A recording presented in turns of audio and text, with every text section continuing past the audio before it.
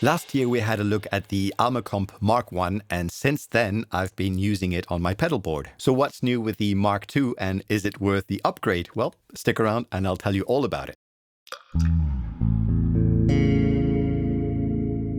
Welcome back to the Weather Base. This new Alma Comp, also based on the Diamond compressor, introduces 3 new features. It now runs from 9 to 18 volts instead of 9 to 12. And with the voltage doubler, it can run up to 36 volts internally. But more on that later. There's a red LED light within the purple background that brightens up when the compressor is working, letting you visualize how much compression is going on. And definitely the most significant change is the ratio switch. For those that don't know or don't remember, the higher the value, the stronger the compression. So 2:1 means that for every 2 decibels above the threshold, that's when the compression starts happening, the compressor will bring it down 1 decibel. So 8:1 means that if the signal reaches a peak 16 decibels above the threshold, the compressor will bring it down to only 2 decibels above the threshold. So now let's listen to how much the ratio affects the sound, both at a lower level of compression and at a higher one. There's no clean signal, only the wet one, and we are slightly boosting the lows with the tilt EQ set at 250 Hz.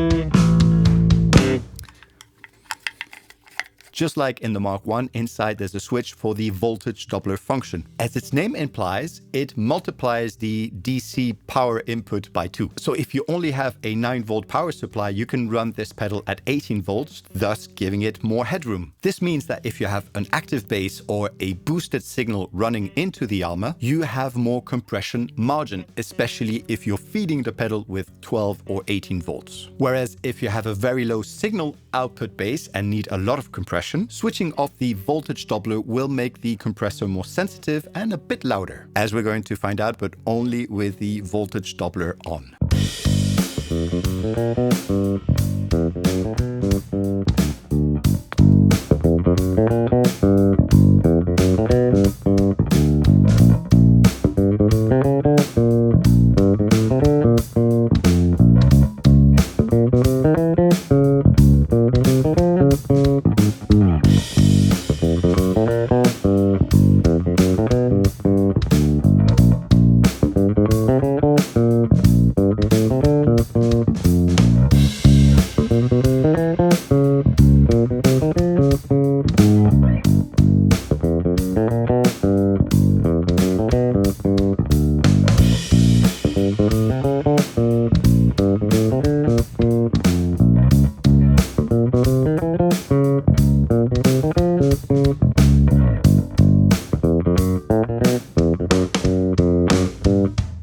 So to me, the voltage thing is like ohms with headphones. Some studio headphones run at 600 ohms, whereas more general purpose ones at 32 or less. So what's the difference? Well, the first one needs more power, but the sound stage is slightly wider, better defined, with more instrument separation, whereas the others can be plugged into any consumer-friendly music playing devices and will be less analytical, more in your face, but not necessarily less entertaining. Okay, for the last sound sample, we're going to have a closer look at the tilt function. Just like in the previous Alma, this compressor can also be used as a tone shaping device, or even as a preamp with the ratio set at 2:1 with the compressor turned down. The shift switch selects the tilting point at which the lows are boosted and the highs are cut when turning the EQ knob towards the left, or the highs boosted and the lows cut when turning the knob towards the right. So you can brighten or darken the clean sound of your bass and, for example, make it blend better with a saturation device such as the ground and pound.